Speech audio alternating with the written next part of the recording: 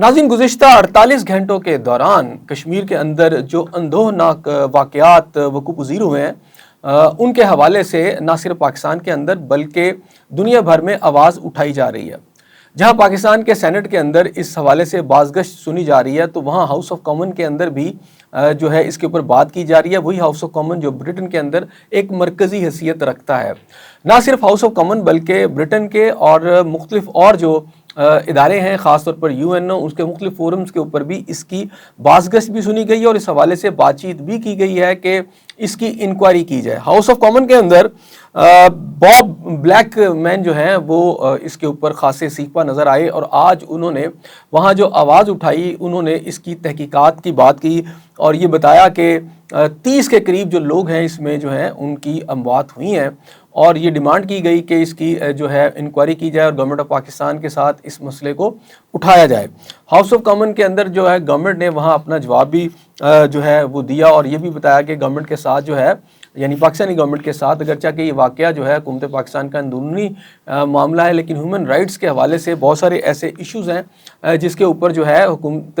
पाकिस्तान के साथ जो ब्रिटेन गवर्नमेंट है वो इंगेज हो चुकी है। इसमें जो अहम बात सामने आई है कि बॉब ब्लैकमैन का कहना यह है या उनका दावा है या उनका क्लेम है, proper security in their area. More than 30 people were killed and more than 200 injured, including British nationals. So what action has the Secretary of State taken to actually call in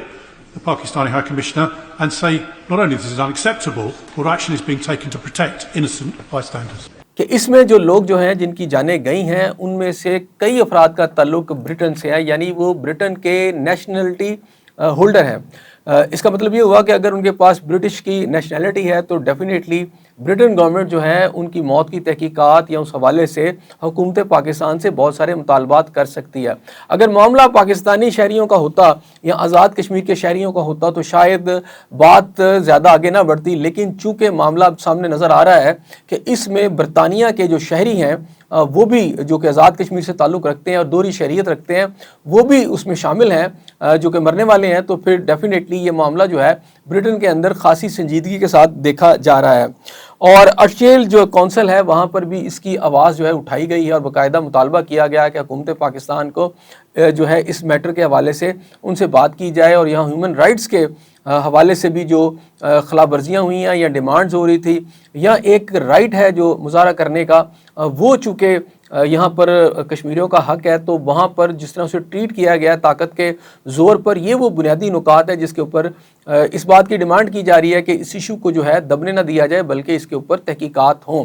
definitely अगर ये सूरत हाल आगे चलती है तो नाज़रीन फिर पाकिस्तान की हुकूमत के लिए भी मुश्किलात होंगी, क्योंकि मगरबी मीडिया जब इस चीज़ को उठाता है तो एक तरफ पाकिस्तान की गुडविल चल रही है जो कि ईरान और अमेरिका के दरमियान मुज़ाकरात के हवाले से, और दूसरी तरफ ये इशू जो है पाकिस्तान को उसी वक्त डिस्क्रेडिट भी करता हुआ हमें नज़र आ रहा है। जहाँ तक इस वक्त कश्मीर के अंदर की सूरत हाल है तो प्रोटेस्ट जारी हैं। हुकूमत पाकिस्तान की तरफ से या इंतज़ामिया की तरफ से जो मौक़िफ़ सामने आ रहा है उसमें तो अगर आप पुलिस का मौक़िफ़ लें तो वो ये कहते हैं कि 70% लोग नशई हैं। यानी ठीक है, आप कोई भी मौक़िफ़ इख्तियार कर सकते हैं, लेकिन ये कहना कि 90% या 70% लोग जो है इसमें नशई हैं और वो क्रिमिनल से, क्योंकि वहाँ पर जो अगर आप देखें तो वो आम शहरी थे, उनकी बहुत बड़ी तादाद खड़ी थी जब ये वाक़यात हुए हैं। जो प्रोटेस्ट कर रहे हैं उसमें ख़वातीन भी थी, उसमें बच्चे भी थे और क्लेम ये भी आ रहे हैं कि इसमें ख़वातीन जो हैं वो भी अपनी जान की बाजी उन्होंने हारी है। जहाँ तक गवर्नमेंट का ताल्लुक है या आज़ाद कश्मीर हुकूमत का ताल्लुक है तो उनका दावा ये भी है या वो भी उनका ये भी कहना है कि उनके अपने पर्सोनल जो हैं, जो लॉ इन्फोर्समेंट के पर्सोनल हैं, उनकी भी शहादतें हुई हैं, उनको भी टारगेट किया गया है। और ये दावा भी है कि इसके अंदर इंडियन एजेंट जो हैं वो भी शामिल हो चुके हैं, इंडियन फंडिंग भी आ रही है।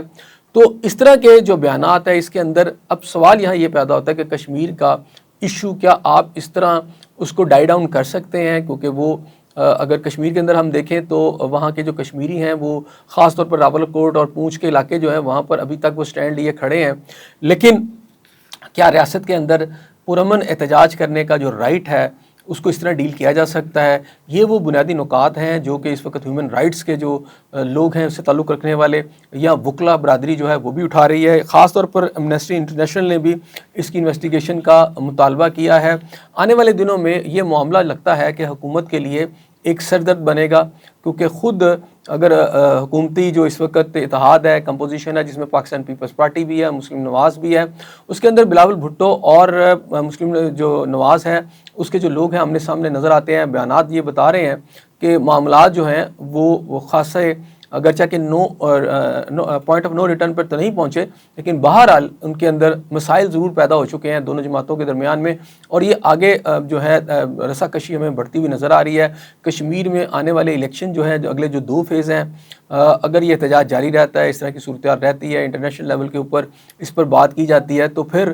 ڈیفینیٹلی اگلے 2 جو فیز ہیں وہ بھی ان کے تو ان میں امن و امان کو قائم رکھنا اور پھر کامیابی سے ان کو ہولڈ کرنا ڈیفینیٹلی حکومت کے لیے ایک چیلنج ہوگا، کیونکہ جہاں تک پاکستان پیپلز پارٹی کا تعلق ہے تو وہ کھل کر اس میں دھاندلی کا الزام بھی لگا رہی ہے۔ دوسری طرف جو ہلاکتیں ہوئی ہیں، چونکہ اگر پاکستان میڈیا کی بات کی جائے تو اس میں زیادہ تر آپ کو نیشنل میڈیا پہ خاموشی نظر آتی ہے، لیکن سوشل میڈیا کی وجہ سے چیزیں بہت ساری جو ہیں وہ سامنے آ رہی ہیں۔